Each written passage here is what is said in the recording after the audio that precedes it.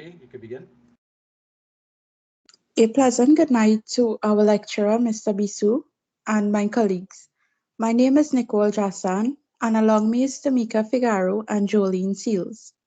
We are the members of Group 4, and tonight we'll be presenting on the chapter Teams and Groups. First and foremost, I'd like to introduce my team's objectives for this presentation topic.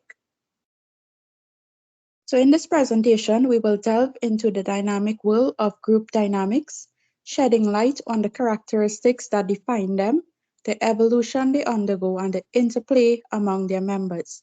Secondly, our primary objective is to unravel the nuanced tapestry of teamwork and collaboration within group settings.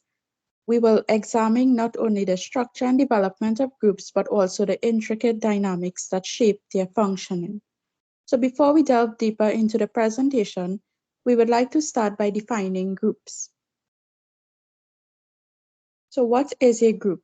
A group is considered to be 3 or more people interacting and communicating interpersonally over time in order to reach a goal. So groups are created formally and informally within the organization at different times and for different goals. Groups also has the negative and positive influences on the organizational structure and functions. So what are formal groups? Formal groups is formed by the organization and the limits of subject, which the groups will discuss are determined. Whereas informal groups are groups formed in order to meet the social needs and their goals are not determined. Next, we'll look at group dynamics. So group dynamics enables team members to work together to reach a common goal or decision.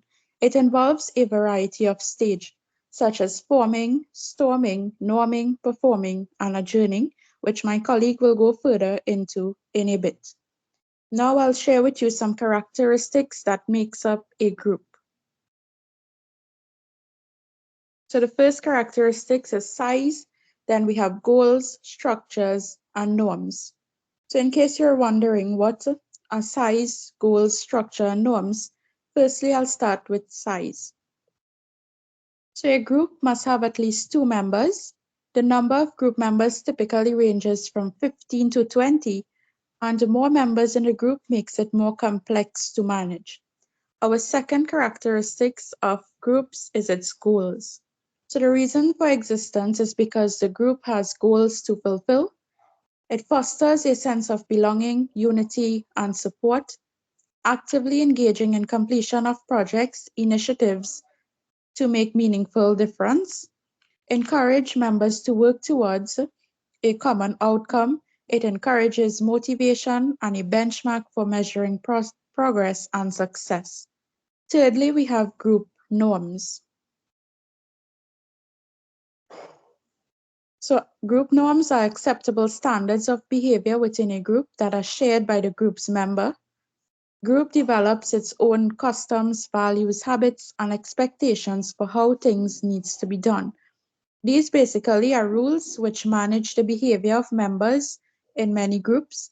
The group norms is generally the means that helps to regulate and perform the correct activities in accordance to the group's aims in order to reach its achievements. As norms may be very simple rules, they may also be complex, as it tells members what they should do or what they shouldn't. It also covers rewards and penalties of those behaviors at the same time. And our last characteristics of groups is its structure. So group structure is based upon the layout of the group. It is a combination of the group's roles, norms, conformity, workplace behavior, status, reference groups, social loafing, group demographics, cohesiveness, and positions held by the members. So what is social loafing? It is the phenomena where group members put less effort towards achieving a goal than they would have whilst working individually. Cohesiveness is the extent of belongingness towards each other in a group, whereas group demographics is the extent of sharing the same behavior, and status is a designation of the members in the group. Now we are moving on to the roles within groups. Firstly, we have task roles. So what are task rules? It is focused on the productivity to help the group accomplish their goals. So now we are going to take a look at a short video clip which covers the different types of task rules and using the example of preparation of grandma's birthday party so we can better understand these rules.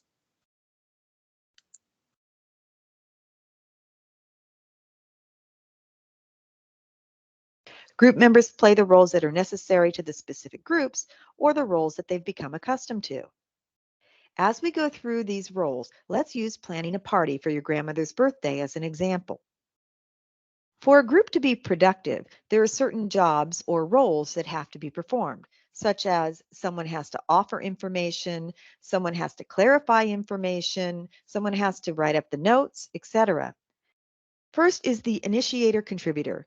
This person starts things off or initiates the discussion, or may help change direction during the discussion by suggesting or proposing new ideas. In our example, this is the person who says, "We need to celebrate Grandma's birthday," or "Let's figure out what we need to do to make this a party to remember." Oftentimes, but not always, the initiator contributor is the leader, sometimes called the director. The information seeker asks for additional clarification, facts, or other information that helps the group understand the issues that are being discussed. If you ask questions like, "Would the party be better if it were held on the weekend?" or "What kind of music does Grandma like?" you would be playing the information seeker role. Some scholars group the information seeker and the opinion seeker roles together. If you are the opinion seeker, sometimes called the consensus tester, you are asking the other group members to share their opinions or to see if the opinions held by one person are shared by other group members. An opinion seeker might ask, "So it sounds like everyone wants to try for Saturday the 17th. Is that what everybody thinks?" The information giver role is the opposite of the information seeker, doing just what the name implies, providing information like relevant facts, examples, statistics, or other data that might inform the group in its task. If you offer information about how much it might cost to rent tables and or chairs for the party, you are playing the information giver role. And just as some scholars link the information seeker and the opinion seeker roles together, some also link the information giver and the opinion giver roles together. The opinion giver offers his or her opinions or beliefs about the group discussion, such as, "Well, I don't think we have to go all out for this. I think Grandma would be satisfied with just cake and ice cream as long as we're all there." Much of the time, the discussion requires elaboration or clarification. When you say something like, "If we're talking about cake and ice cream, we could do something like the Jefferson family did when they," and you explain or clarify what you mean, you are the elaborator or clarifier. You can elaborate or clarify both what you mean and what you think others may mean. The orienter, sometimes called the summarizer, reviews and clarifies the group's position while not adding anything new to the discussion. Let me make sure that we're all on the same page. We're talking about a simple party, just cake and ice cream, on Saturday the 17th at my house, with Janice in charge of creating the invitation, and so on. Another task role is the evaluator critic, sometimes called the questioner, who assesses the evidence and conclusions of the group, essentially analyzing the group's discussion and decisions. Do we really need to spend all that money on tables and chairs?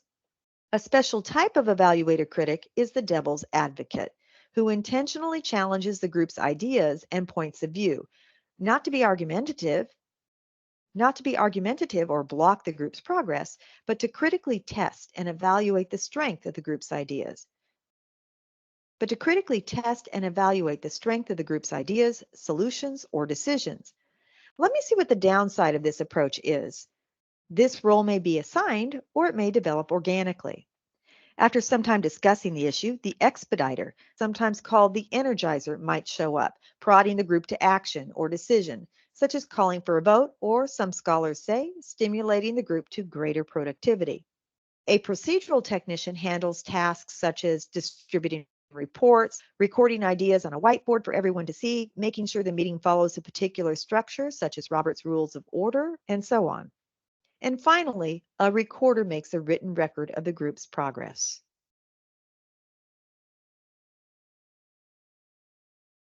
The next type of role associated within groups are the maintenance roles.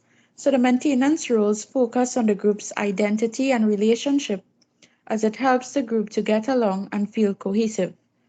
So we'll take another look at another video on these rules. There are social roles, which are also known as maintenance roles. These roles foster relationships in group and human development. Here are examples of social roles whose characteristics foster the human element: encourager, feeling expressor, gatekeeper, or follower. Just as tasks are important, so are people's relationships in groups, comfort in the group, and overall feelings about the group.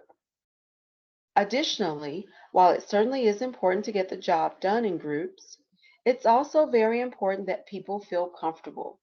Societies with a social orientation, such as Thailand and Chile, have members who are concerned about the feelings of others, and when in a group, it's important to them that the group functions smoothly.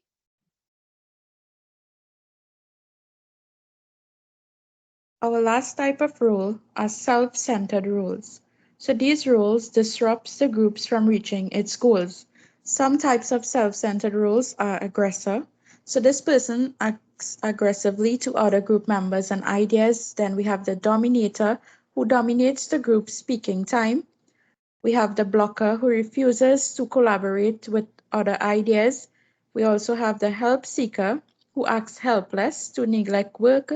We have the loafers who refrains from work. Also the special interest advocate who presents their own viewpoints and requirements. And we have the self-confessors who talks about the topics important to oneself and not the group. Next, we move on to membership within a group. So this entails leadership. So each group member has different roles and responsibilities which are assigned by the group leader. Next, we have collaboration within a group. So collaboration means that members work collaboratively with mutual respect, understanding, and team strength to achieve common objectives. Next, we have diversity. So diversity is the group background will comprise members from diverse or multicultural background. This means it will bring together rich perspectives and experiences. Now we are moving on to group decision making. So the performance of a group involves taking into account the needs and opinions of every group member. It is therefore vital for the group to be able to come to an equitable decision as efficiently as possible. To do so, there are a variety of ways to make decisions as a group. These steps can also be an effective method of dealing with a problem or interpersonal conflict that arises within a group. So in order to make decisions in a group, we need to fulfill 7 essential steps. Firstly, we need to identify the decision to be made. Second, analyze the issue under discussion. Third, establish a criteria. Fourth, brainstorm potential solutions. Fifth, evaluate options and select the best one. Sixth, implement the solution. And seven, monitor and evaluate the outcome. But to do so, we need some sort of interaction. So interaction between group members could occur in several ways. So we have face-to-face interaction, we have via the telephone, and of course, writing. Next, we have group advantages and disadvantages. Some group advantages is that group work improves teamwork. It expands learning. It enables individuals to see new perspectives. It improves communication skills. And with the disadvantages of groups, it is uneven division of task or work, conflict arises, it is barrier to individual learning, working in groups is time consuming, and it has complexity in coordination. So as we speak about group conflict, we are moving on to what is conflict within a group. So group conflict occurs between two or more different groups of persons. This conflict commonly occurs when two groups are working towards the same goal. So sometimes in organizations, one group of persons cannot fulfill the organization goals, or complete a project. So the organization might join two groups together. So when this happens, it often tends to create contact and tension between the groups. So groups may be drawn into conflict with each other based on the following: based on performance, management rivalries, personality clashes, organizational change, bullying and harassment, poor communication, and poor working habits. So this takes us to the end of the group aspect of our presentation. And now I'll hand you over to my colleague Tamika Figaro, and she'll be presenting on teams, followed by Jolene Seals.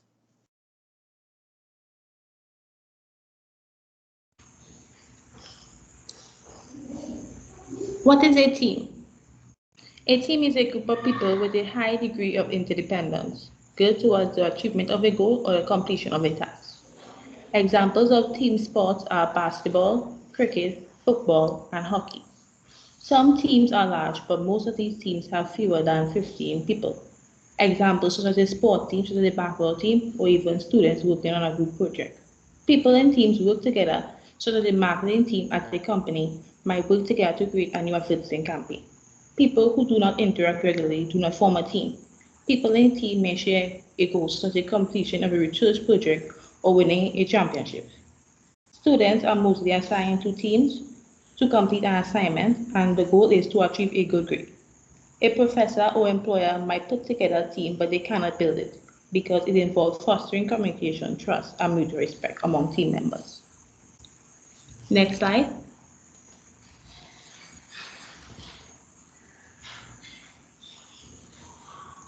Well, these are the type of teams. The first are functional team. This team is mostly a group of people who share the same expertise, skills, or departments. For example, a purchasing department in a finance team where are functional teams, where individuals work within these teams. They share different responsibilities than other members. Organizations who use functional teams, which usually require communication and trust. This is sometimes called a vertical team or a command team because they have a clear hierarchical structure where members report to a team leader or manager who is in charge of overseeing the team goals and objectives. This functional team has 3 to 4 hierarchies in a department.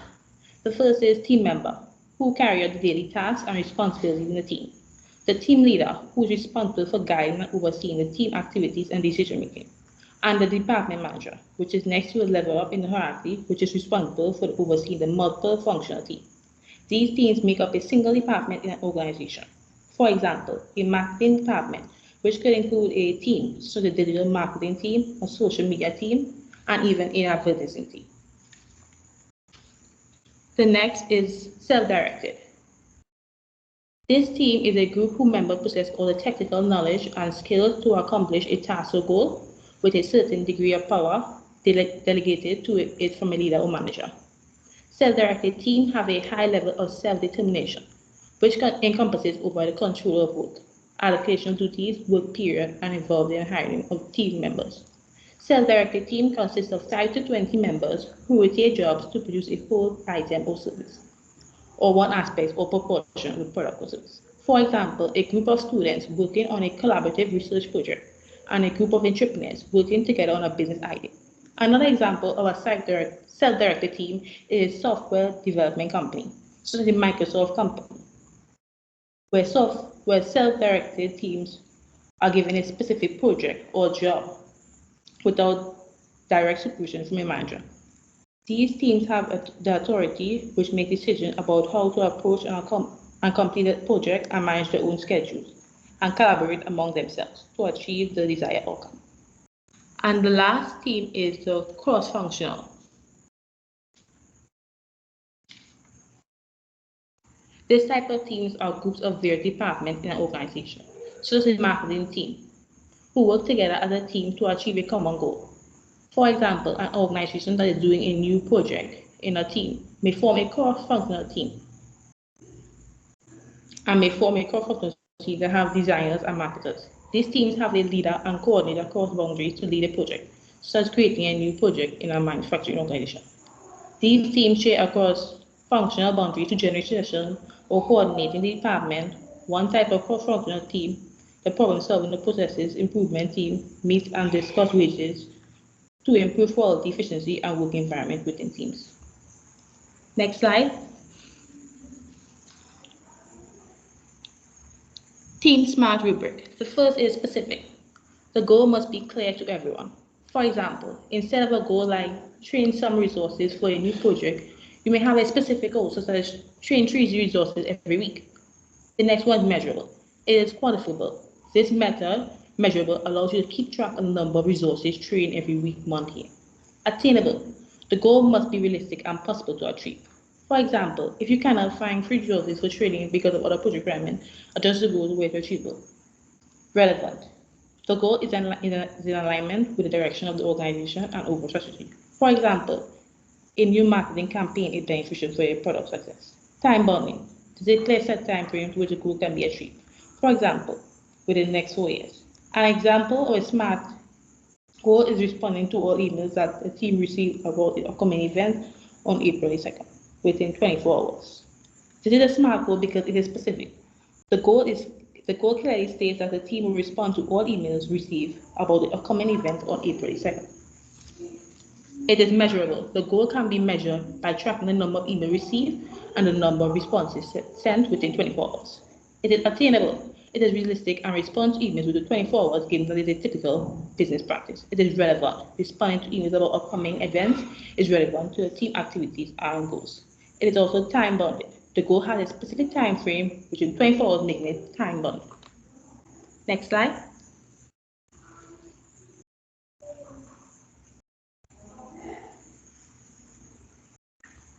The function of teams. Team performance, which is accomplishing the group goals, making decisions and plan, achieving results, and solving problems. It also encompasses various aspects, including productivity, quality of work, and collaboration, and many more. Team performance can be measured by the quality of work, assessing the standard of charitable work produced by a team, goal achievement, monitoring the progress and completion of the team objectives and goals, also productivity, measuring outputs to the number of tasks completed or project delivered, and team development, including establishing effective relationships, creating an environment which involves value and facilitating cohesion within teams. Team development have stages outlining the more of group development. Team development have 5 stages. Forming, which is the process of putting together a structure of the team. Storming, this is the stage begins to occur the process of organizing tasks and process the surface into personal conflict. Norming. This stage members are creating new ways of doing and being together. Performing. Individuals adapt to meet the needs of other team members and adjourning. Team members ready to lead the group calling changes in the team structure, members or purpose of the team during the last week of class. Next slide.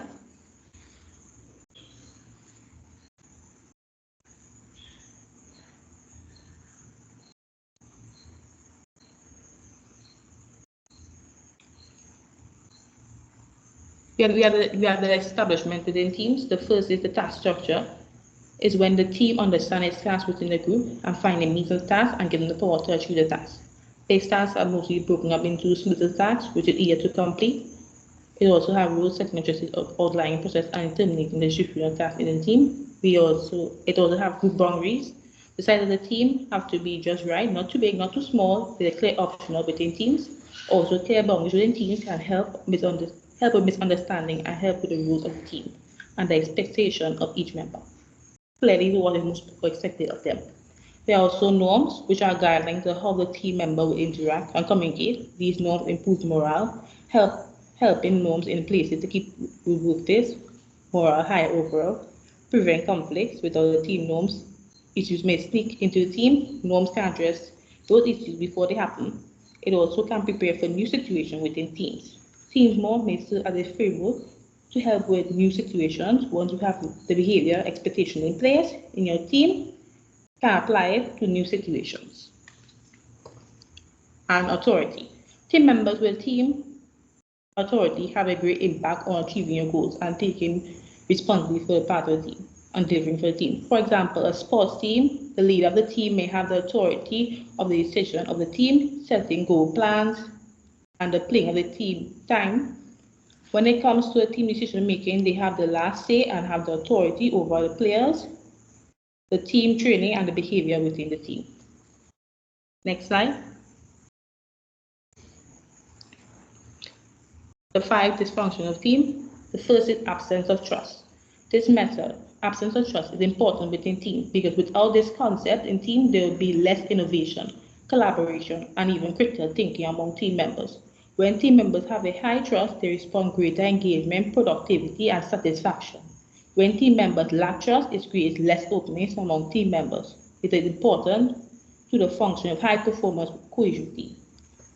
Fear of conflict. Trust enables people to engage in compassionate dialogue about issues and decisions.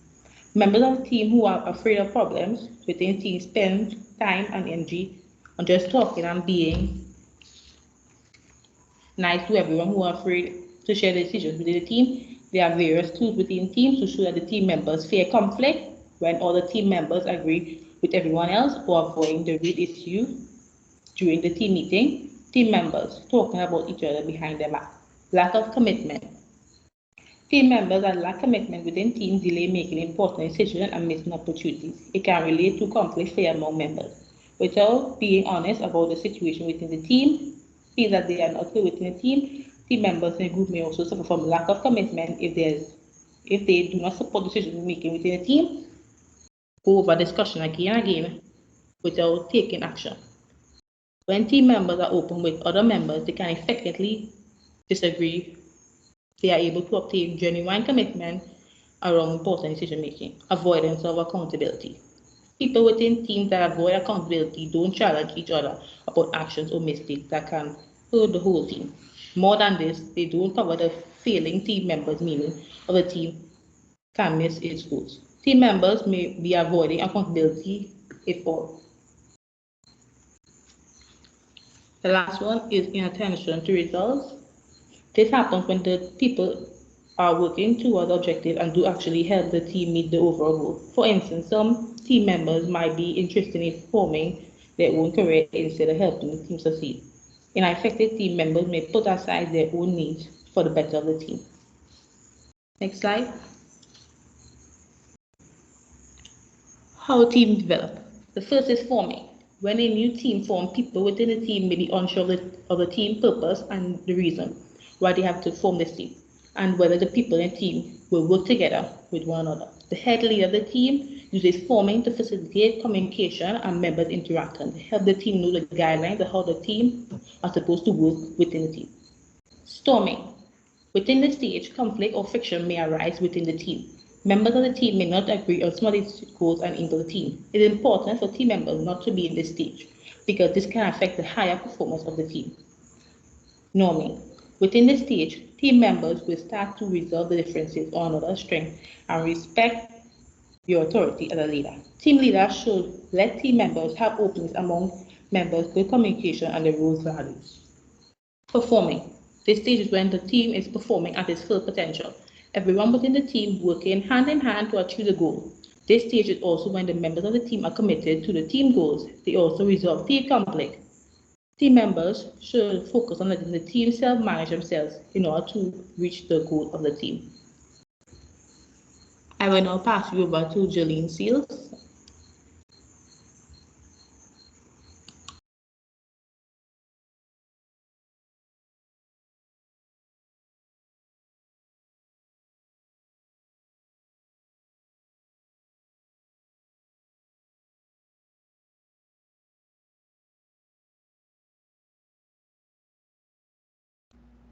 Julian, you have to unmute your mic. Sorry about that. Hi, good day, everyone. So I'll be presenting on the team characteristics, size, and diversity. These characteristics play significant roles in determining team dynamics, effectiveness, and outcomes. Here's an overview of how these factors impact teams.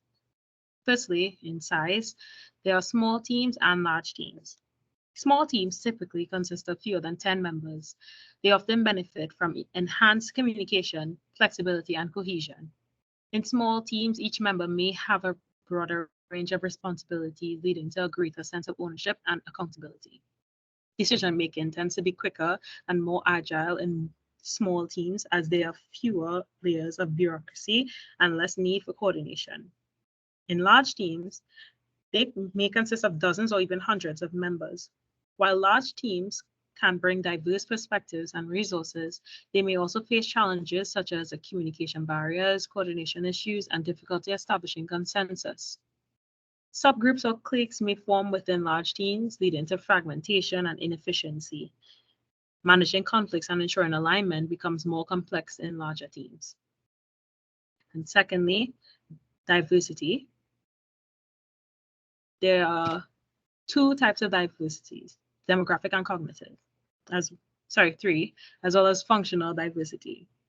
Demographic diversity refers to differences among team members in terms of characteristics such as age, gender, ethnicity, nationality, and socioeconomic background. A diverse team brings a wide range of perspectives, experiences, and skills to the table, which can lead to more creative problem solving, innovation, and adaptability.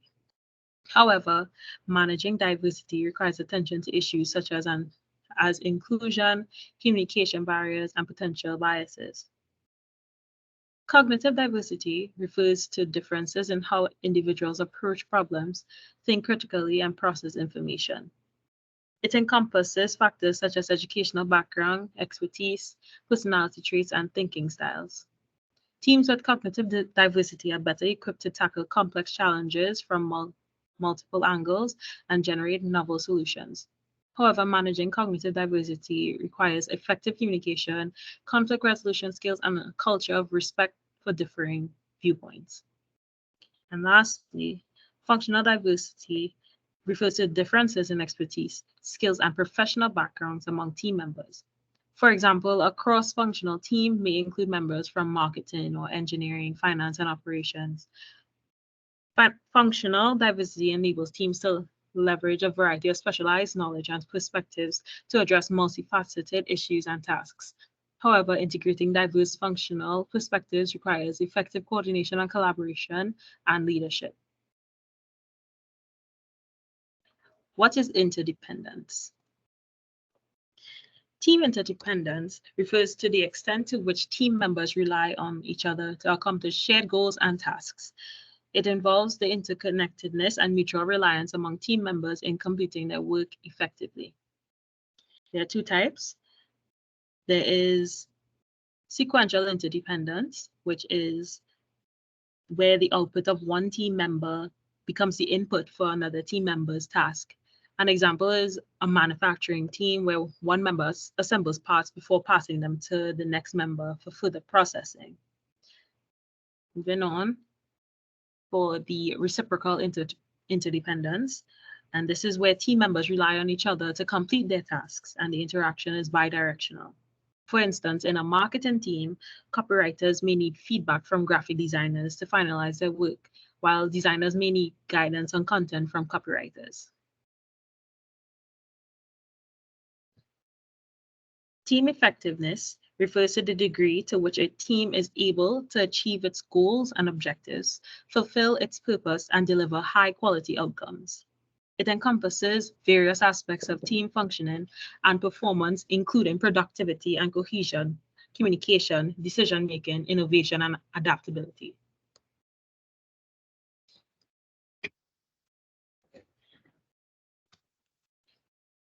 Clear goals and rules. These team effectiveness consists of clear goals and rules, strong communication, collaboration and cooperation, trust and respect, effective leadership, adaptability and flexibility, constructive conflict resolution, and continuous improvement.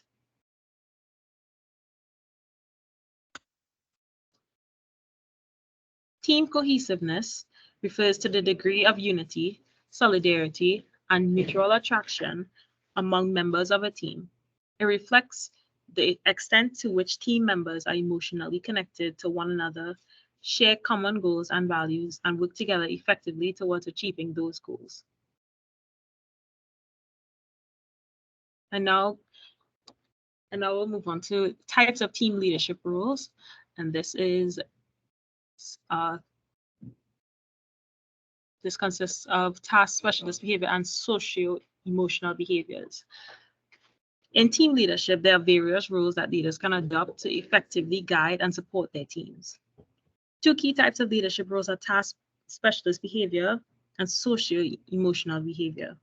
These roles focus on different aspects of team functioning and dynamics. Task behavior, which includes initiating structure, clarifying roles, providing direction, and monitoring performance, whereas socio-emotional behavior supporting behavior, building cohesion, managing conflict, and recognizing contributions. In conclusion, teams and groups represent dynamic entities within organizations and societies, playing a crucial role in achieving collective goals, fostering innovation, and enhancing productivity. Throughout this presentation, we have explored the key characteristics, dynamics, and challenges associated with teams and groups. Ultimately, the strength of a team or group lies in its ability to leverage the unique talents and perspectives of its members, foster a culture of inclusivity and innovation, and adapt to the ever-changing demands of the modern world. By investing in effective teamwork and group dynamics, organizations can unlock new opportunities, drive performance, and create a more fulfilling and rewarding work environment for all involved. Thank you so much for your undivided attention, and I'll open the floor to any queries or concerns. And here's references as well.